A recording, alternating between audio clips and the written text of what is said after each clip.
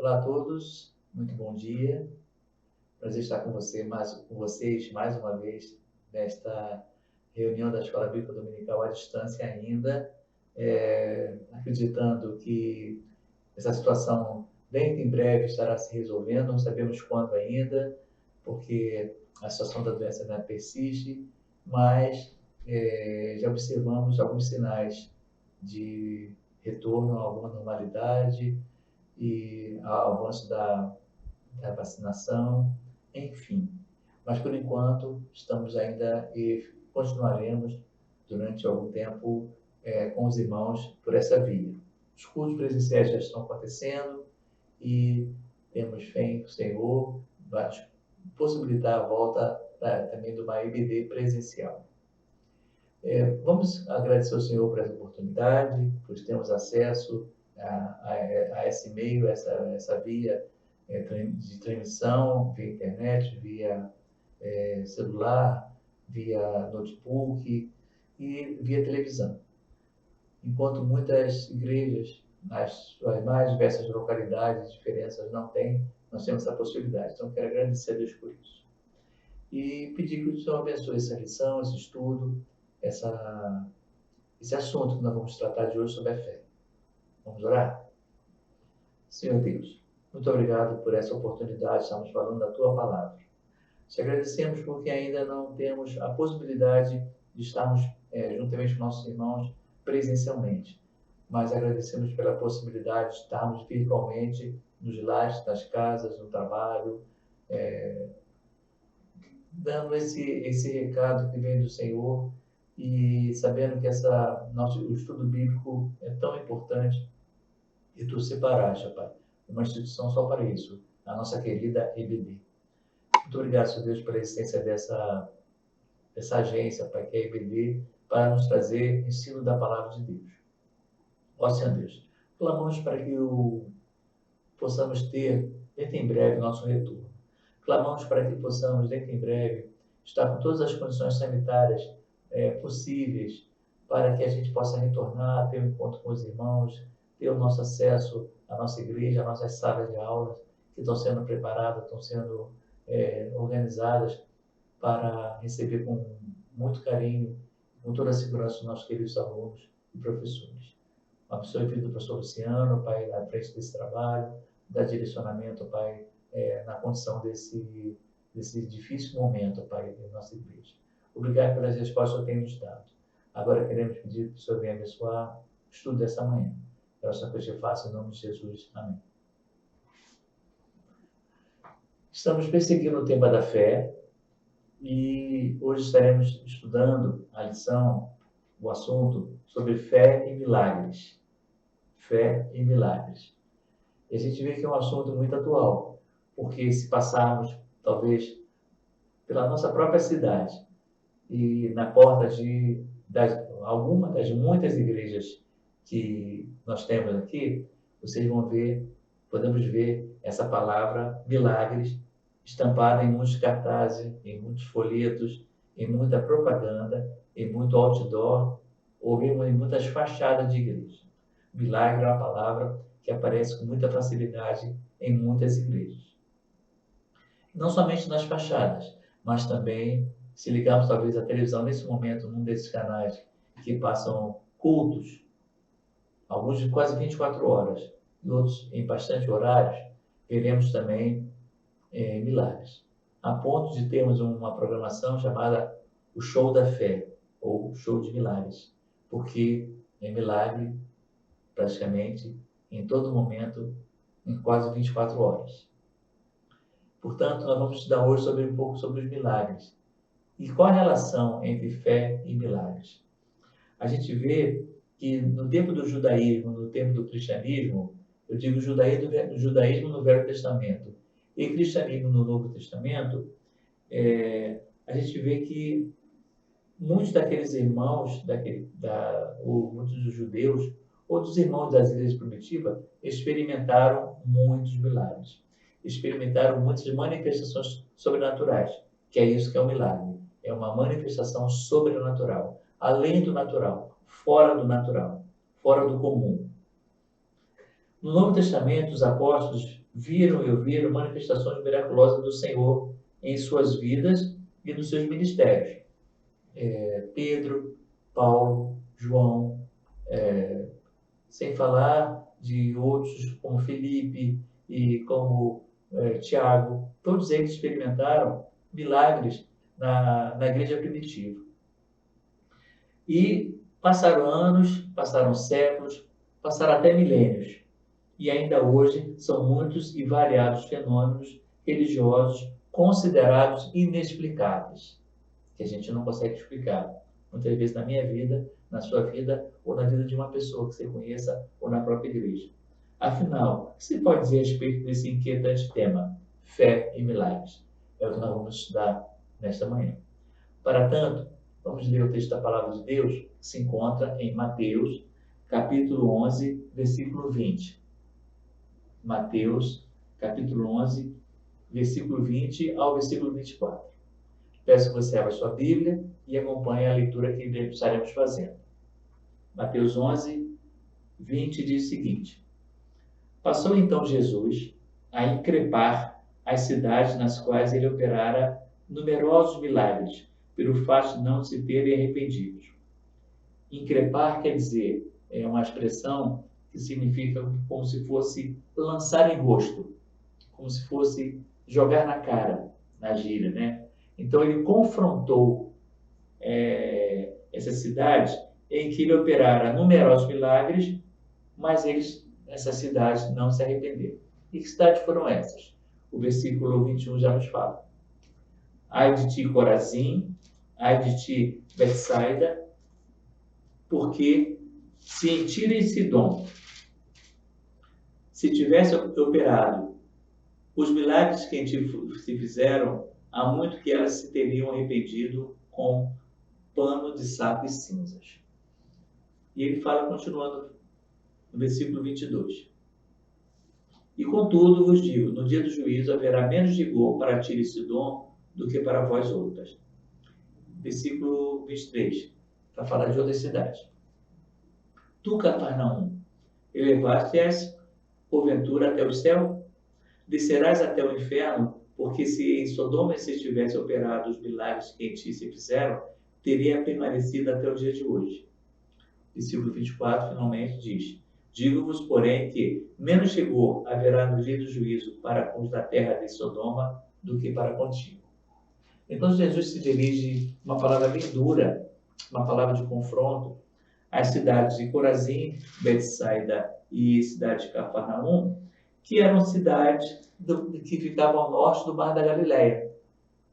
E nessas cidades, Jesus, operou diversos milagres e não houve nenhum arrependimento. Eles viam milagres, mas não se arrependiam, como muitos faziam. Muitos viam os milagres e confessavam o Senhor com sua boca, arrependiam dos seus pecados e eram batizados. Mas na cidade não acontecia isso. Então, Mateus está nos mostrando aqui que, embora a missão de Jesus tenha feito prodígios naquele lugar, eles não se converteram. E ele diz também, aqui no versículo 24, a respeito de uma cidade, assim, muito perversa, que nós conhecemos a história dela, que é a cidade de Sodoma. Conhecemos muito sobre Sodoma e Gomorra. E todos sabem a história dessa cidade. E ele diz o seguinte, que não que Sodoma fosse menos pecadora do que as cidades mencionadas, só que Sodoma não teve oportunidades como essas cidades mencionadas. Sodoma tinha todo aquele alto grau de pecado, aquela vida completamente devassa. Mas Cafarnaum, como Sodoma, não se arrependeu. E Cafarnaum teve oportunidade, porque Cafarnaum viu e observou Jesus e os seus milagres. A mensagem de Jesus foi pregada em Cafarnaum, mas eles não se converteram. Portanto, o versículo 24 diz, se em Sodoma tivesse operado os milagres que em ti se fizeram, teria ela permanecido até o dia de hoje. Porém, ai de você, Cafarnaum. Então, ele está nos dizendo, esse texto, nos dando uma responsabilidade muito grande. porque Deus opera milagres. Deus faz milagres em vidas, em curas, em situações complicadas, inexplicavelmente acontecem. E se a pessoa ela não se sensibiliza e nem olha aquilo ali como uma obra de Jesus, vai ser um grande julgamento. Um julgamento pesado, como as cidades foram advertidas pelo Senhor. Sobre fé e milagres, eu gostaria de a gente observasse 3 coisas. A primeira coisa, como eu já falei anteriormente, fé e milagres são realidades bíblicas. São coisas que acontecem na Bíblia. A Bíblia é a nossa única regra de fé e prática, nós sabemos disso. Nós cremos que a Escritura Sagrada, que os seus registros são verdade. E nesse registro, nós temos inúmeras experiências registradas de forma sobrenatural. No Antigo Testamento, há registro da ação do Senhor, como, por exemplo, no livramento do cativeiro egípcio. Quando Deus, lá no Egito, ele dá poder a Moisés, e pelo poder de Moisés, nós temos aquela confrontação com o faraó das 10 pragas. Puro milagre. Milagre acontecido. Nós temos também, durante a peregrinação do povo no deserto, vários milagres. Da rocha saiu água, o pão, maná, que toda madrugada eles colhiam, a carne das codornizes que apareceram, coluna de novo protegendo o povo, coluna de fogo iluminando e aquecendo o povo no meio do deserto, Josué, Elias, Eliseu, Jonas e outros mais tiveram manifestações de milagre na sua história, nos seus relatos. Portanto, a Bíblia do Antigo Testamento está repleta de fatos milagrosos, dentre os quais o mais conhecido é a travessia do Mar Vermelho, que é um milagre muito lembrado e conhecido, e até de pessoas que não são cristãs, que é um fato histórico, um fato presenciado por muita gente e que está registrado na Bíblia, portanto é verdade. No Novo Testamento, o próprio nascimento de Jesus foi um milagre. A anunciação do seu nascimento pelos anjos, o seu nascimento em si, a vida de João Batista, a morte de Jesus, a ressurreição de Jesus ao terceiro dia, milagres. Milagres na trajetória de Jesus nos evangelhos, cura de cego, cura de leprosos, a ressurreição de Lázaro, que estava morto também no terceiro dia. Enfim, o ministério de Jesus é um ministério de bastante milagres, de bastante sinais e prodígios. E os apóstolos, após a ressurreição de Jesus, eles também foram alvo de muitas ações milagrosas de Deus. Eu estou estudando o livro de Lucas e Atos, né? É um texto só. Estou estudando esses 2 livros. E eu estou lendo, que é assim, um texto que eu nunca havia refletido antes, em que, logo após a descida do Espírito Santo, logo após o milagre do Pentecostes, Pedro e João, eles eram líderes da igreja. E a Bíblia nos relata, no livro de Lucas, que quando eles saíam ou do templo, onde foram orar, ou do cenáculo, as pessoas colocavam pessoas doentes, assim, enfileiradas, para onde eles poderiam passar, onde eles passariam. E a Bíblia diz que a sombra de Pedro, a sombra dos apóstolos, fazia milagres. A sombra. Só o fato dele passar. Isso tudo está registrado no Novo Testamento. É a palavra de Deus, é verdade. Nós cremos. Portanto, a Bíblia Sagrada ocupa-se de muitos registros que estão além da compreensão humana. E é importante lembrar que milagre é um conceito humano, concebido apenas pelos homens e não por Deus. Deixa eu explicar isso. Milagre é algo que nós conceituamos. Nós, homens, seres humanos, para nós aquilo ali é um milagre. Por quê? Deus que faz tudo ele não conhece nada que seja realmente extraordinário, porque ele é o extraordinário. Então, para Deus, aquele ato é, é o corriqueiro, porque ele é poder, ele é força. Para nós que somos fracos, que somos limitados e que não temos essa possibilidade, porque ele é o poder, nele reside toda a glória, então para nós aquilo é milagre, para Deus é corriqueiro. Os apóstolos, a gente vê então que o Senhor governa o universo. As leis do universo, elas são relativas para Deus, porque Deus é absoluto. Então, para Deus, nada é impossível. A cura de uma pessoa, de um milagre, de uma ressurreição de um morto, é possível para Deus, porque Ele é dono da vida. Nós não somos dono da vida. Nós dependemos da vida. Mas o Senhor é dono da vida, então o Senhor opera o que Ele quiser, na hora que quiser, conforme Ele quiser. As leis são relativas para nós, mas as leis, porque Deus é absoluto e Ele não conhece nenhuma impossibilidade. Nada é impossível para Deus. E Ele possui todo o poder e todas as coisas do seu domínio, disponíveis para serem utilizadas como bem lhe apraz. Então, é importante perguntar: existe algo difícil para Deus? Não. Existe algo impossível para Deus?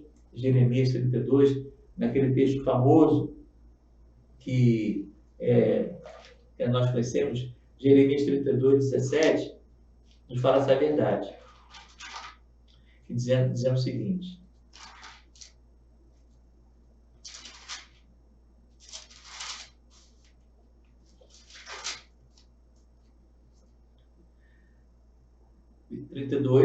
versículo 17. Ah, Senhor Deus, eis que fizeste o céu e a terra com teu grande poder e com teu braço estendido. Coisa alguma te é demasiadamente maravilhosa. Tu usas de misericórdia para com milhares e retribui a iniquidade dos pais dos filhos. Tu és o grande, o poderoso Deus, cujo nome, ó Senhor dos exércitos. Grande em conselho e magnífico em obras, porque os teus olhos estão abertos sobre todos os caminhos dos filhos dos homens, para dar cada um segundo o seu proceder, segundo o fruto das suas obras. Tu puseste sinais e maravilhas na terra, do Egito até o dia de hoje, tanto em Israel como em outros homens, e te fizeste um nome qual que tens nesse dia. Tiraste o teu povo de Israel da terra do Egito, e lhe deste esta terra como juramento, e prometeste a seus pais que lhes daria. E aí nós temos o seguinte, ele mostrando que Deus é maior do que todas as coisas. Nada é impossível para o Senhor. Portanto, não existe algo difícil para Deus? Não. Então, fé e milagres. Realidades bíblicas. Fé e milagres são bênçãos de Deus. A relação entre o milagre e a pessoa que o faz. Mas será que o milagre depende da pessoa ou da fé? Existe uma relação entre o milagre e a pessoa que faz.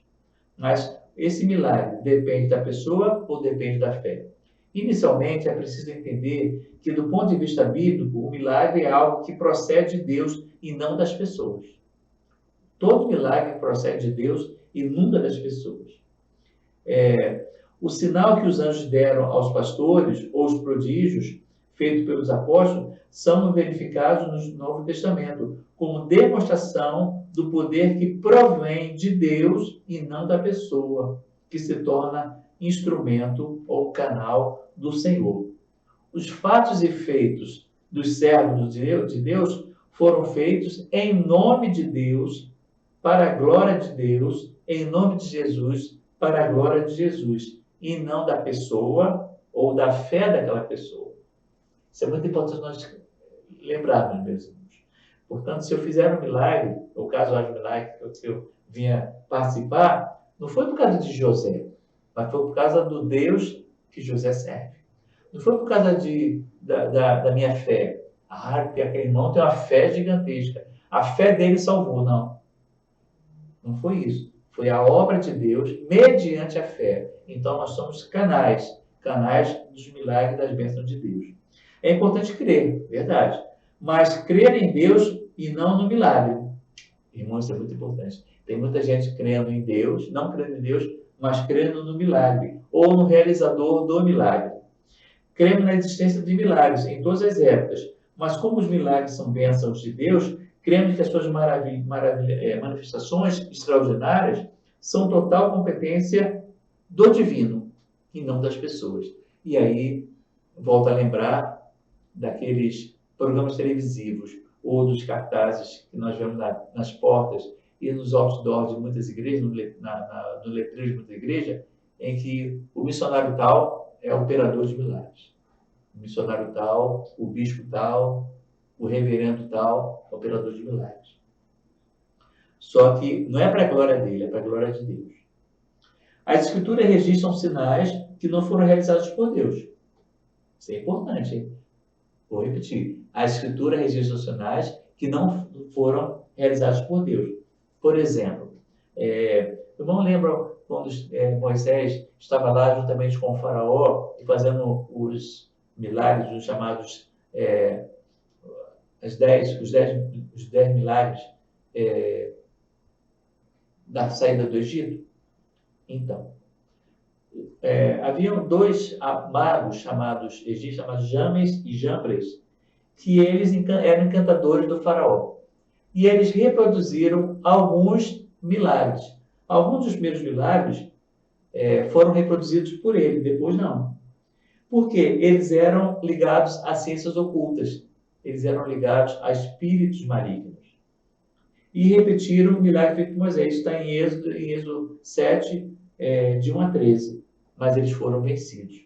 Então, o inimigo, que é também chamado pai da mentira, ele também faz as suas. E Jesus também falou. E Jesus advertiu quanto aos milagreiros, aos curandeiros, em Mateus 7, 15. Jesus nos adverte sobre isso. Mateus 7, de 15 a 23, que diz o seguinte: acautelai-vos dos falsos profetas, que vos apresentam disfarçados em ovelhas, mas por dentro são lobos devoradores. Pelos seus frutos os conhecereis. Colhe-se, porventura, uva nos espinheiros ou figo nos abrolhos?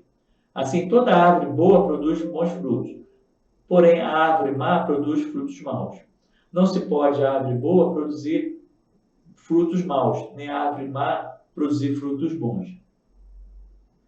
E, finalmente, ele diz o seguinte: nem todo que me diz Senhor, Senhor, entrará no reino dos céus, mas aquele que faz a vontade do meu Pai que está no céu. Muitos naqueles dias dirão: Senhor, porventura não temos profetizado em teu nome não expelimos demônios, e em teu nome não fizemos muitos milagres? Versículo 22. E o último versículo diz: então lhes direi explicitamente: nunca vos conheci, apartai-vos de mim, vós que praticais a iniquidade. Então, muitos milagres que acontecem são iniquidade, porque não vem do Senhor, mas vem de Satanás, vem do inimigo, vem dos falsos profetas, vem desses que se disfarçam em ovelhas, mas são lobos devoradores. São curandeiros, são enganadores, são milagreiros. Cuidado, Jesus nos advertiu sobre isso. Há muitos enganadores que chamam pelas suas fraudes de milagres.